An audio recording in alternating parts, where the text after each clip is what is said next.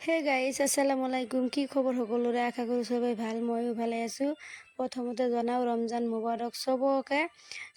মই মানে ফাৰ্ষ্ট ৰোজাত মই বনাব পৰা নাই ভিডিঅ'। মই ডেইলি ভাবোঁ কিন্তু নহয়। আজি 3 নম্বৰ চেহেৰি।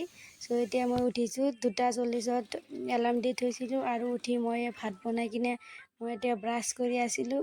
মই ব্ৰাছ কৰিহে তাৰপিছতে মানে হেৰি কৰিম। মই ভিডিঅ'বিলাক কৰিবই নোৱাৰোঁ, মই থৈ দিছোঁ, কেইদিন ধৰি কৰাই নহয়। আজি ভাবিলোঁ মই ভিডিঅ'টো কৰোঁ ফাইনেলি, সৰুকৈ এটা ভিডিঅ'। আৰু ৰমজান মাহ কেনেকৈ কাটি আছে চবেই মানে মোক কমেণ্ট কৰি জনাব। আৰু এয়া মই মুখ ধুই পেলাই কিনে তাৰপিছত এতিয়া অলপ মানে লিপ বাম লগালোঁ, যিহেতু ঠাণ্ডাৰ দিন। এতিয়া মই ভাত খাম। আৰু ভাতত মই কি মানে চেহেৰিৰ সময়ত মই কি বনাইছোঁ, সৰু মাছ আৰু দালি।